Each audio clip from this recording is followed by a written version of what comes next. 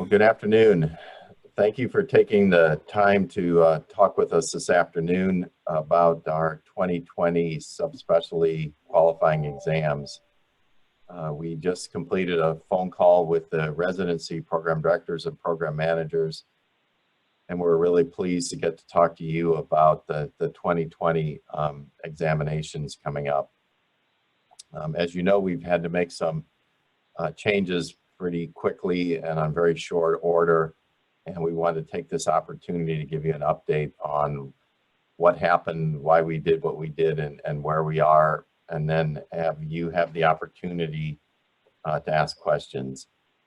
Before we start, I'd just like to introduce myself. I'm George Wendell. I'm the Executive Director of ABOG. I'm also joined by Dr. Wilma Larson, our Associate Executive Director for Exams, and Carol Apodaca, our subspecialty coordinator. I'd also like to give some thanks out to other folks on our team, Rachel Crawford and Sandra Hudson also did a great deal to get this all set up, and Marcia Congleton too. So thank you to them for setting this up. Wilma, do you want to go ahead and give them a quick update on where we are before we start taking questions? Sure, George, thank you. First, I'd just like to thank all of you for taking the time to speak with us today. We know that things have been fast and furious as far as the qualifying exams go, and we hope this will give us the opportunity to answer any questions you may still have about what's going on. So hopefully you're all aware that the qualifying exams, both for specialty and subspecialty, as well as the pediatric and adolescent gynecology exams, are being moved or have been moved from the end of June to the 16th of July. So as the exam centers for our exam delivery partner were getting ready to open, they informed us that they would be opening at 50% capacity for infectious reasons. And so when they informed us of that, we started looking at all the different options of how we could deliver the exam to allow the most people, the largest number of candidates to take the exam in 2020 if they wanted to. And we explored a number of options. Many of you were on a webinar with us just a couple weeks ago talking about client proctor delivery. We also looked into remote proctor delivery. We looked at opening up times throughout the course of the day rather than just the 8 a.m. start time for the exam. We looked at having more than one exam date, so keeping the June exam date, but also having an exam date in the fall. And all of these options, unfortunately, we were running into difficulties in making a decision that would allow our candidates to all take the exam. Last week, I believe it was Thursday, Pearson VUE contacted us and said that a large vendor that worked with them had contacted them and canceled their nationwide exam. So it was a very large exam being given throughout the country, and as a result of that cancellation, they offered us to move all of our candidates from the June exam dates to the 16th of July, and they were able to accommodate the movement of all those candidates to that date to include specialty, subspecialty, and the pediatric and adolescent gynecology exams. So we had to make a decision quickly. They didn't give us a lot of time to make the decision, because if we weren't going to take that date, then they were going to offer it to other people that needed to move their tests. And so we did make that decision and started the communication out to the candidates. Hopefully all your residents, all your fellows, and then as well as the residents, the pediatric adolescent gynecology candidates, and then the program directors and program managers for both residency and fellowship received an initial email on Friday. And then this week we've also been calling candidates as well as sending secondary emails to make sure that nobody falls through the cracks and that everybody understands when the exams are being given and what they need to do if they need to switch testing centers. So we realized that the changes were made very quickly. However, that was what we had to do to be able to give the exam to as many people as possible safely during 2020, and so we went forward. Thanks, Wilma. Before we move forward, I think it's important, we want to apologize to everyone. We apologize to the candidates. We want to apologize to you all, to the program directors and the program managers, to the other fellows. We know that the schedules for June are made far in advance to allow people to study and get ready for examinations, and coverages are arranged and vacations are arranged, and family events are arranged around all of this, and we just changed all that, and we changed July, whether that would be going somewhere else to a new job or beginning a new position somewhere. This is not something that we normally do, and this is not how we usually do business, and this is certainly not how you welcome someone into the process of voluntary certification. So we want you to know how badly we feel about this. We really have worked as hard as we can to be transparent and accountable, and to try to do the best we can for as many people as we can in a situation that unfortunately we found we have less control of than we thought or would like to have. And so we offer our apologies to you and to everything we've messed up in your scheduling and studying and preparations for July and August. Having said that, this has also given us an opportunity to look at our exams for the future. And I think this is the beginning of dialogue in what are the best ways to offer assessments in high-stakes situations like this. We were joking if this were giving an oral exam to somebody, and I was asked that I was planning on doing this exam in June, and you all said, that's fine, what's your plan if that doesn't work? And we didn't have plan B. Most boards don't have plan B. Most boards are going through the exact same thing we are, understanding that they really didn't have a system that was amenable to unexpected events, because it was very much set up to be defensible and have high security, but not to be flexible in case events like this happened.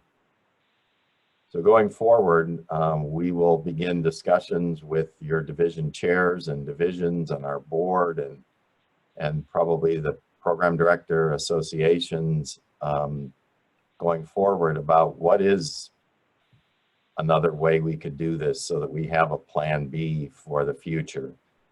We'll look at pros, we'll look at cons, we'll look at what are accommodations, what are compromises, what are strengths, what are weaknesses.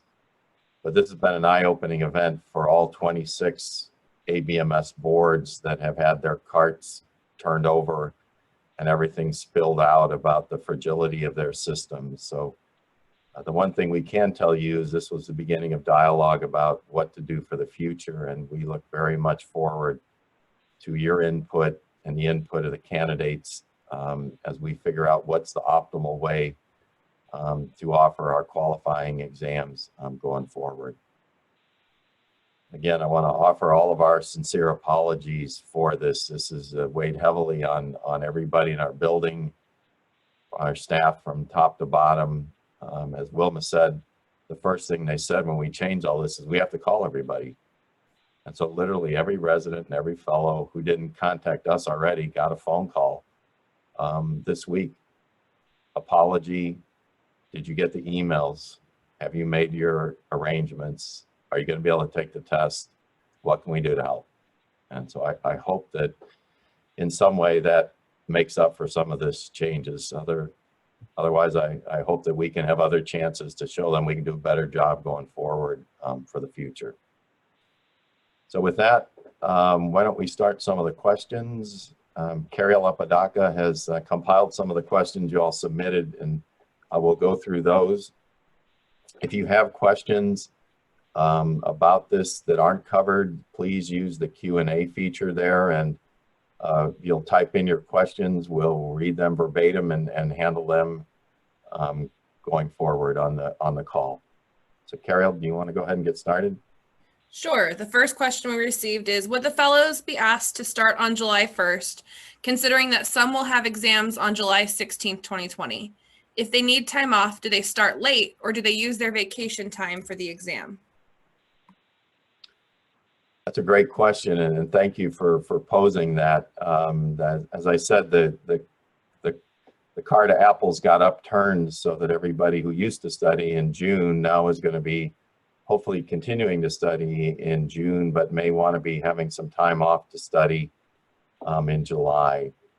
I would say that's an individual discussion between you and the candidates. We will not be tracking those dates as not being part of fellowship training. If you want to change your start date for your fellowship, that would be up to you. I would say the easiest thing would be to start your day as you normally would in your fellowship training, and allow folks to have a discussion with you about what's the appropriate amount of time they need to get ready for their examination. That's entirely up to you for your first year fellows. Wilma, do you have anything to add? I don't think, we're not program administrators anymore and don't set program standards, so that is almost an ACGME question rather than ours. I agree, George. If there are specific issues that you're addressing or asking that we're not addressing, please feel free to write something else in the QA session, or QA link down there too. The next question is, has the board considered surveying the candidates about examination options? Wilma, do you want to handle that one? Sure. So what I would say to that is that, unfortunately, the way things played out, it didn't really give us an option of surveying the candidates. First of all, as we looked at all the different options that we thought would be possible, we were finding that things were not as possible as we had hoped. And so it wasn't that we had a number of different options and we could ask the candidates, which would you prefer, and then actually give them what the majority preferred. And the 16 July date really came out of nowhere, in that at the time we were offered that, Pearson VUE had been telling us that they did not have a date where we could offer as a second date and be ensured that all of our candidates that wanted to could take the exam. So when that date came available, we really had to jump on it quickly in order to give candidates that option and opportunity. And there really was not an option to go ahead and survey the candidates. That would be ideal. However, in this case, it really was not something we could do practically. As I said, this has been an opportunity to look at all of our processes and decide what are the optimal ways to do this going forward. And as many of you have heard, other boards have moved and found partners to do remote or online proctoring on short order. We were unable to find a partner that could deliver on that sort of option for us with this amount of time. And so that was another reason that we were unable to do remote site proctoring. It's interesting, if you were to ask boards about remote site proctoring for a high stakes exam like this, every single board last year would have told you this is not an acceptable way to give a high stakes exam. The exam answer this year is that may be an optimal way to give a high stakes exam.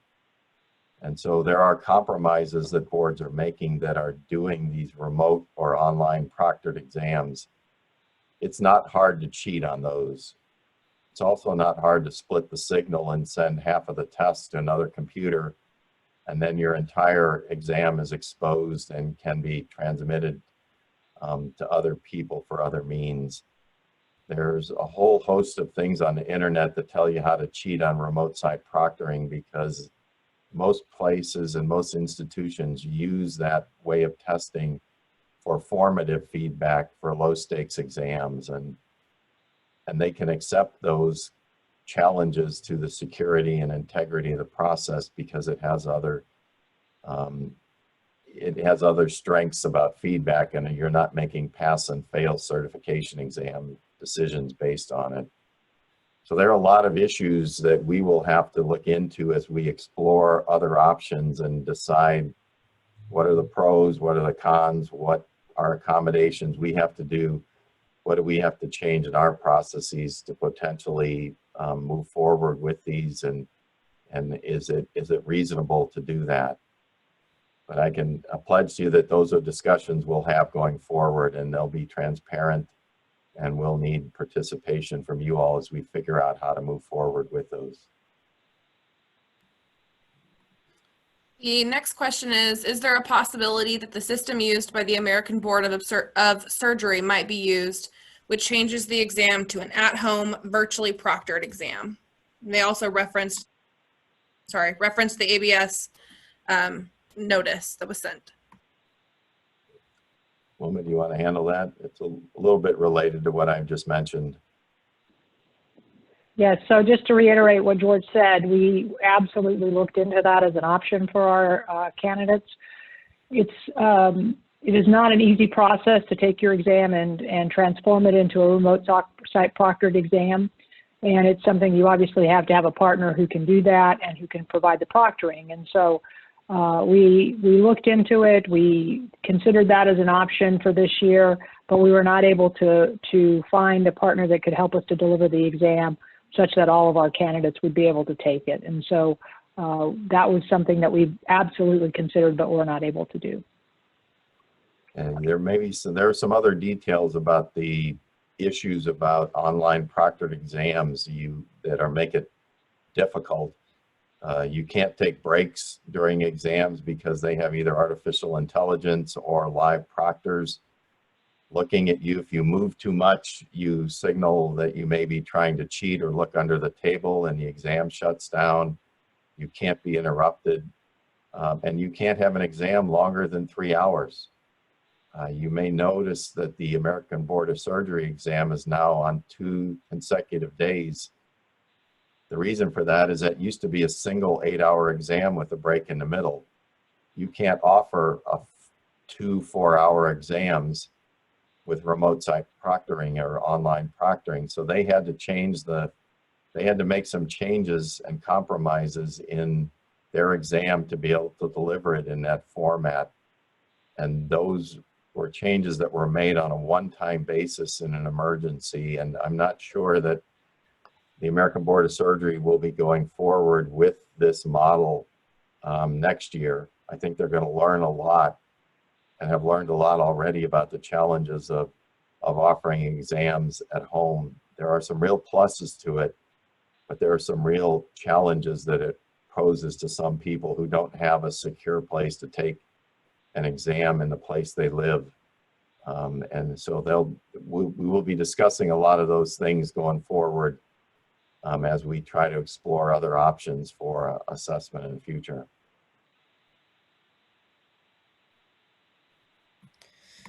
The next question is, I'm happy for this latest development, but it opens up a new concern. How able is Pearson VUE to handle the request for exam site changes? Wilma's been actually monitoring that, and that's a great question. I'll let you handle that. So that is a great question, and we appreciate you asking it. Fortunately, Pearson VUE is able to do that, and actually, for the majority of candidates, all they have to do is go into their own account on Pearson VUE, and they can change their location themselves. Pearson VUE has accommodated been able to change over 300 candidates thus far. And I would say that if you have a fellow who wants to change their location and hasn't been able to, if they tried on Monday, I would ask them to try again, because as people continue to change, more sites become available across the country. The reason they're able to do this, because this is not normally something that is able to be done easily, is because that 16 July date was basically completely empty, which meant that there was capacity throughout the country, which would allow our candidates to have the opportunity to take their exam even in their new city. And so we have definitely informed the candidates first by letters, and then when we called them, that if they need to change their location, they should log in and do so. Now, the one exception is if you have a fellow who either needs lactation, extra time for lactation, or needs extra time to take the exam itself, so they have that accommodation. If they need to change their location, they do have to go through the Pearson VUE accommodations department. They cannot just change the location because the accommodation will drop out. And so they're the only group, if a person has an accommodation and they're going to take the test in the same site they were originally scheduled, there's nothing that they need to do. The accommodation goes with them. But for anyone who needs to change the site with an accommodation, they need to call the Pearson VUE Accommodations Department. Unfortunately, that department's very busy right now because not only of our test takers that are moving exam locations, but also because there are all of the candidates whose test seats got canceled by Pearson on Monday and Tuesday of this week, and they're trying to reschedule. So unfortunately, I would expect that to be a long wait on the phone, but that is how the people who have an accommodation have to reschedule. Well, unless I misunderstood one of the questions that was asked during the residency program director's session, one of the questions was, one of my folks got a 4 p.m. schedule. Is there an opportunity to check with Pearson VUE to see if I could get a different start time? Thanks, George. That's a really good point. And yes, the answer to that is yes. The initial schedule, when they were moved over, as many people as could be were scheduled at 8 a.m., but other people that if the center that they were moving to didn't have that, then they were even given a 12 or 4 p.m. start time, and some centers have 2:30 start times as well. So if your graduating fellow has a start time they're not happy with, they should get onto their Pearson VUE account and see if they can change that. And if they're not successful the first time, I would encourage them to check again in a couple of days, because again, as people are moving their locations, more and more start times are coming available. The report that I've been monitoring, it's not a huge percentage, maybe about a third of the people that have gone in and changed something have changed their start time, not their location. And so people in both directions, people who had an 8 a.m. start time wanted to take it later and move back to noon, and then people who had a 4 p.m. start time changed it back to an 8 a.m. start time. Great, thanks. The next question that we received is, originally there was a plan to allow the option to continue to take the exam as scheduled, if able, or delay till a later time in the fall. There was a plan in place to avoid issues with testing security, and it was my understanding, or sorry, it was my understanding that it was in place. Sure, I'll start with that and let Wilma follow up. We were originally told this by Pearson VUE, and I'll apologize that we talked about this probably a little bit prematurely. It turned out that either we misunderstood or we perhaps interpreted comments that there would be a second date that would be available that would accommodate everybody to take their exam a second date during this calendar year. As the discussions continued and we finally were given some dates, it rolled out that meant that these were alternate dates in settings that were already running at 50% capacity and had reduced whatever their load of exams was down already. And then we would see if we could fit in those centers without a guarantee that people would be able to reschedule. And so that option just didn't pan out to be what we thought it was going to be, or perhaps what we thought we heard it was going to be as we began to talk to more and more management people at Pearson. And so I apologize. We did tell you that was going to happen. We told you we were going to get a date. We were just waiting on it. It turned out there was pretty significant miscommunication, and what I communicated to you all and what we communicated in our letters was not exactly what Pearson VUE's version of offering a second date was. And so that ended up being an untenable option. Anything to add, Wilma? So we'll move into questions being asked in the Q&A now. The first one is, will the scoring of the July exam take into account possible decreased scores due to interrupted studying or other COVID disruptions? Wilma, do you want to talk about that? Sure. So the short answer would be yes. If everybody performs as a group less well on this exam than would be anticipated, then that will be taken into account as we do the scoring for the exam. The exam isn't scored by saying beforehand you have to you have to get 70%, let's say, in order to pass the exam. That's not how the cut score works. It's determined psychometrically, and that allows us to take into account a lot of different issues that might be going on when we score the exam. And we have things in place to try to make sure that generally everyone gets a fair exam from year to year. So the short answer is yes. Yeah, that's a very good question. It is important, though, that we want to communicate that the people who pass the exam this year will not be meeting a lower standard than other folks that have taken the test in the past. But there is some degree of analysis that's done of the performance that takes into account this year's cohort compared to prior cohorts. And we want to make sure that people don't think that folks who pass the exam this year are less capable or less knowledgeable or have met a lower standard. But we will take the manipulations and assessments take into account exactly what you mentioned. The next question is, given the exams have been postponed to July 16th, will the results also be delayed? That's a great question. We actually just talked about that this morning, and processes and analyses. I'll let Wilma give you her update on that. So the short answer to this one is yes as well. It normally, as you know, you take the exam at the end of June, you receive the results in the middle of September.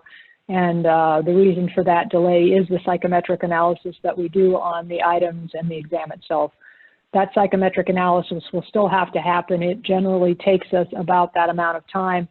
We're going to get the exam results out as quickly as we possibly can, but we're currently thinking no later than the end of September. So 2 weeks later, just like the exam is 2 weeks later. And we have also talked to the ACGME about, we hope to be able to get the program reports and program data to them in October, which is our usual transmission of data target. And so we are working with our psychometricians and our data people to try to make sure there's not an undue delay in transmission of the data back to you as program directors in the program reports, as well as back to the ACGME so that they can use these in program accreditation review and decisions. The next question is, will each of the programs receive confirmation that their fellows have been moved to the new date? I could take that one if you like, George. Sure. I can confirm as of this minute, every single fellow has been moved. So every single candidate has been moved to the new date. As of, actually, it was earlier than this, but I have absolutely received positive confirmation on that from Pearson VUE. The next question is, I got on the call late, so I'm sorry if it was already covered. What are the options for graduating fellows that have planned vacation on July 16th and will be out of the country? That's a great question. Some of them have already contacted Dr. Larson and her staff, and I'll let her talk about what our potential accommodations. There may be some limits on what we can do in some of these situations. So what I would say is if you have a fellow who's going to be out of the country on the 16th of July, please have them contact us. If possible, we will make an exception and allow them to take the test at a Pearson VUE center overseas. So that is something that we don't normally do, but because of the unusual circumstances this year, we are making exceptions to that rule. But they do need to contact us and let us know where they're going to be, what country they're going to be in, where they would want to take the test, that sort of thing, so that we can work with them. The best way to contact us is to send an email to exams@abog.org. That's exams@abog.org. kind of similar follow-up question. One of the options discussed in the prior ABOG webinar was for fellow candidates to postpone their exam to next year. Is that still an option? Sure. I mean, the short answer is yes. One of the options has always been that you can choose not to take the exam this year and ask to either have a refund or have your fees applied to next year's examination, and then you'll be able to take the examination next year.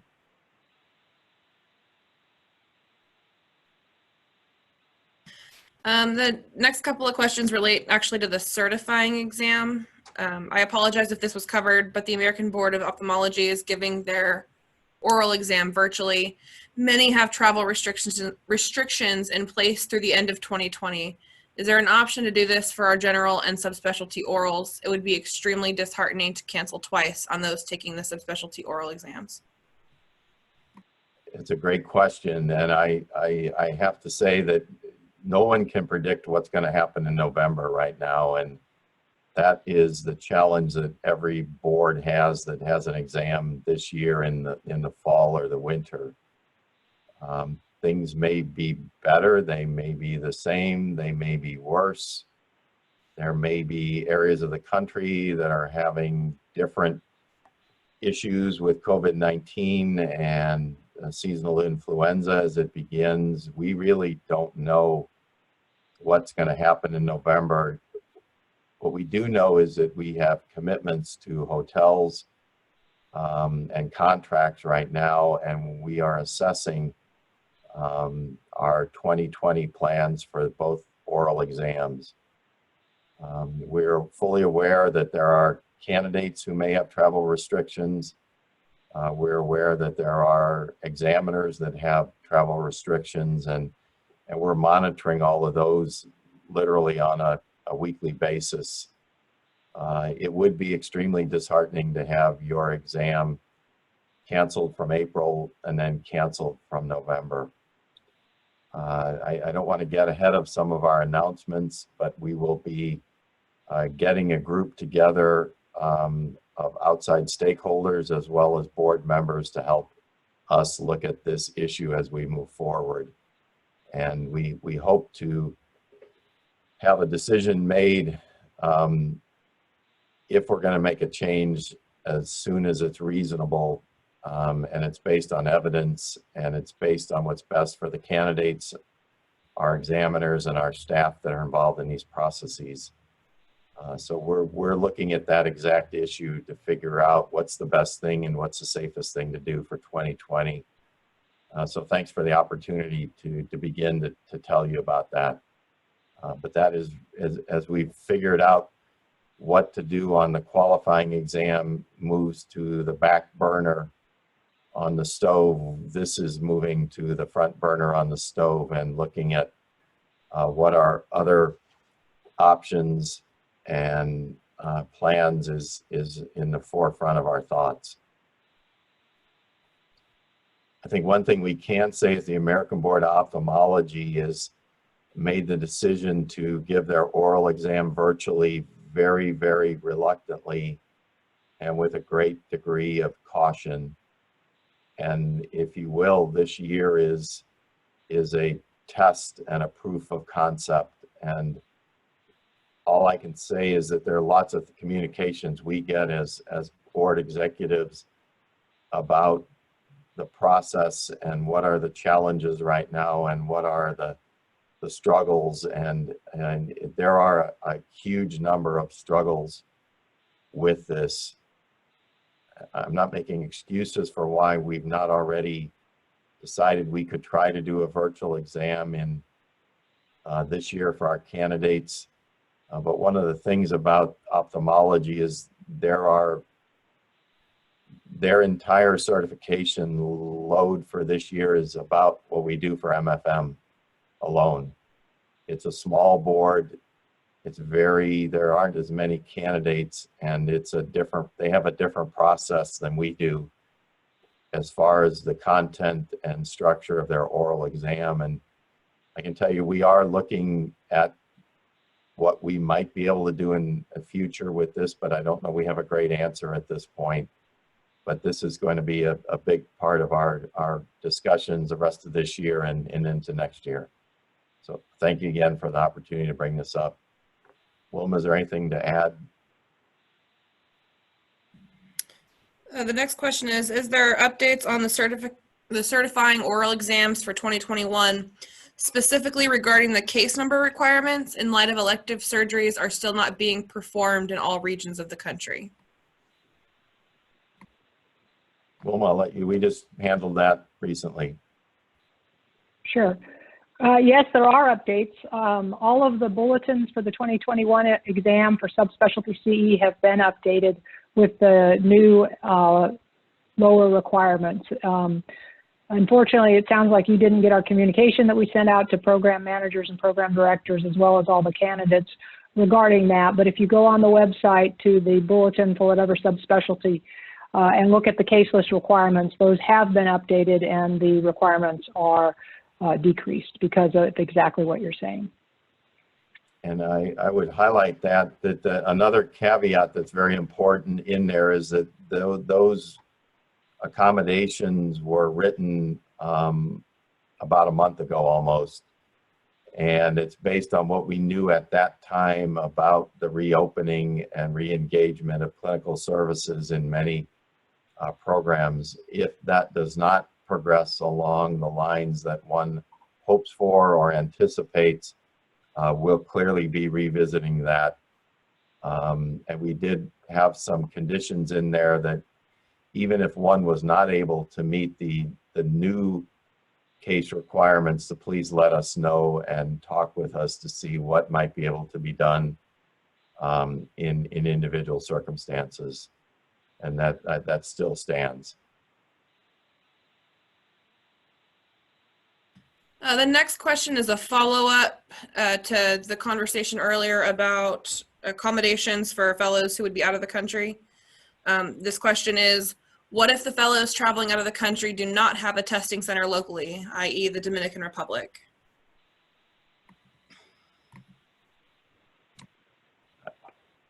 Well, I don't know if we have a great answer for that. Sure. Unfortunately, the candidate has to be in a country that has a testing center to take the test on the 16th of July. If they're in a testing center, or excuse me, a country and there's simply no testing center available, there's really no way for them to take the exam on that date, and they would have to delay until 2021.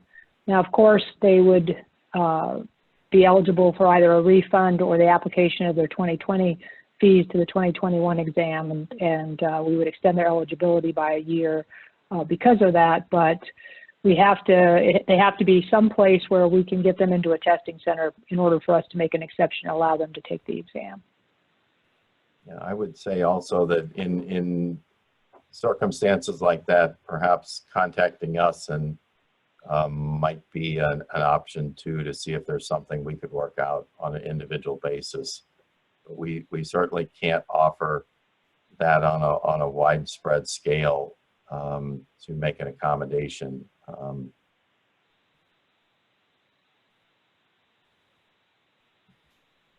Is there a list of international countries that have a Pearson testing site? Wilma, you're pretty more familiar with that than I am.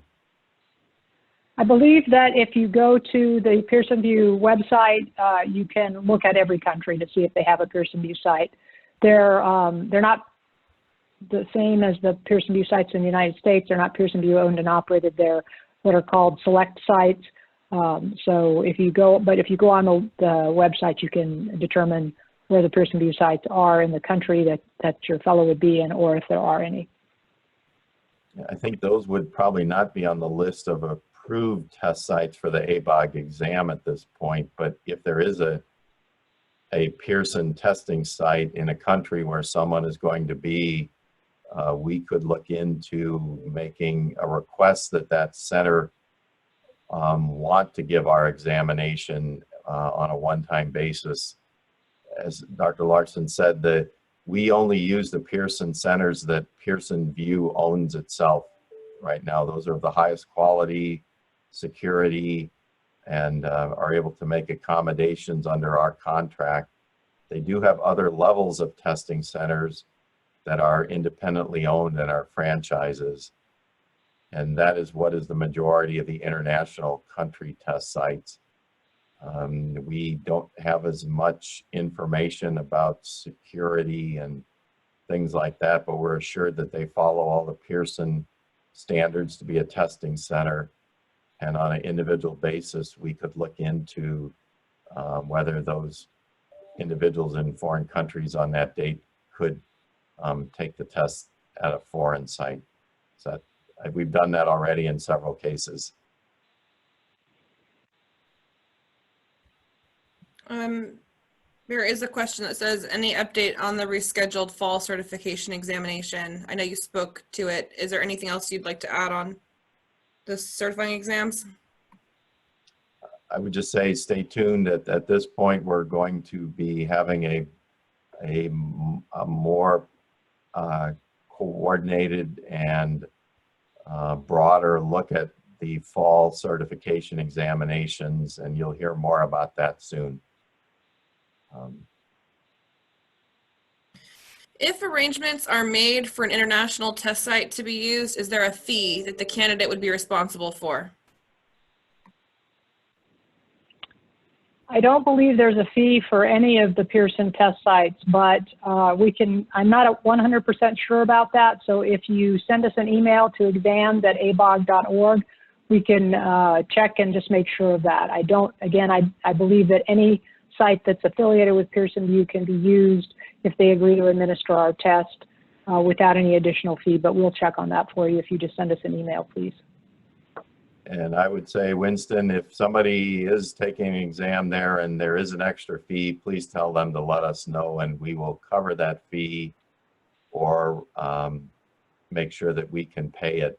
Nobody should have to pay extra because of the COVID-19 pandemic and all of these disruptions.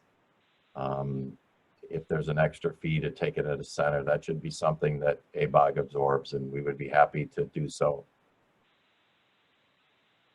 Please don't everybody schedule to go out of the country and take your exam now, though.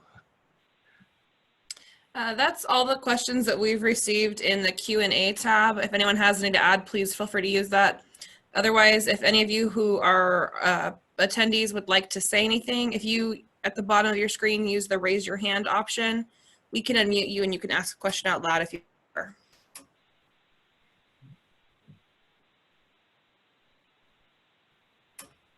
Okay. Dr. Campbell, I'm going to unmute you. Just one moment.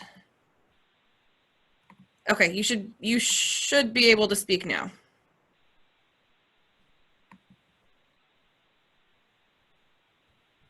Sorry, you'll have to unmute yourself though, I believe. Can you hear me now? Yes, sir. Okay. I think, one of the benefits, albeit not expected of COVID, is having a way to have these virtual meetings is really informative, and probably ABOG doesn't need to wait for the annual program directors meeting to give updates to program directors.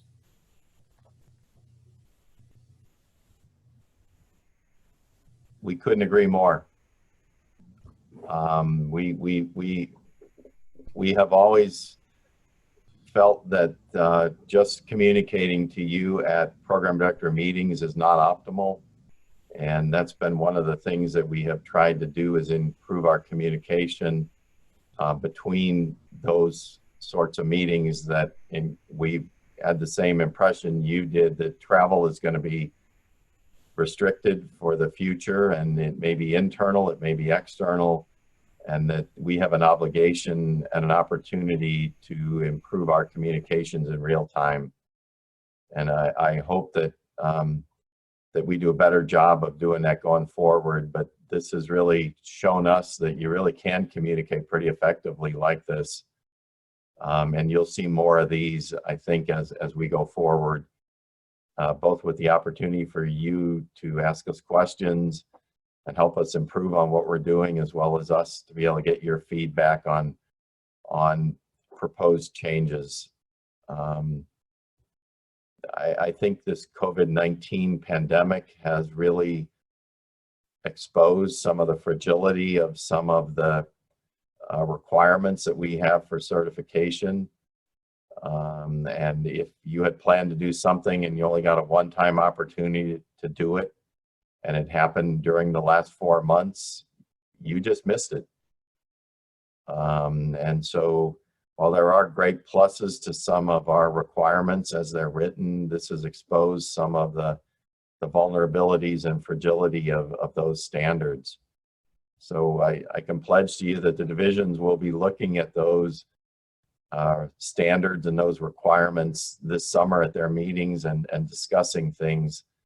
So if there are issues that you have concerns about, and I know, Winston, you have voiced some of those to us, please bring them up to your division chairs, and we will be looking at those this summer at our meetings. You know, some of the new requirements may need more flexibility for people to meet those than as they're written. And I think this is a good opportunity for us to say, how can we get what we propose that those requirements gain as far as knowledge, judgment, and skills in a more flexible manner, so that we don't have too much compartmentalization that leaves people in awkward situations if, you know, they just lost 4 months of their fellowship, and as has been asked, you know, who knows when some of these things are going to get reopened again this academic year.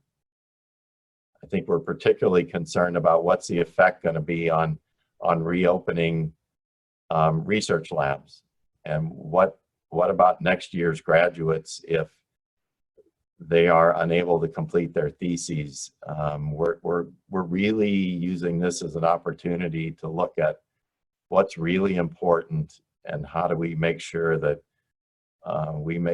we have standards that help people get the knowledge, skills, and abilities to go out and practice. And if we need to rewrite stuff and reconceptualize them, then that's what we're going to do this year.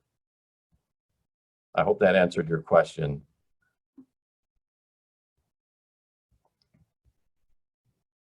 Yes, it does.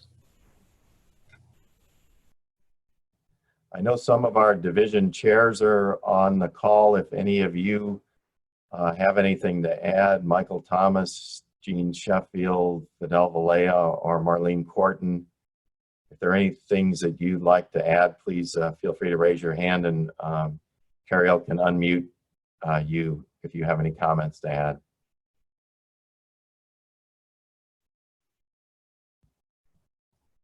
Dr. Thomas, you should be able to unmute yourself now. Yeah, I was just saying I wanted to, again, thank Wilma, George, and Carrie for working so hard and getting a lot of things together in a short amount of time.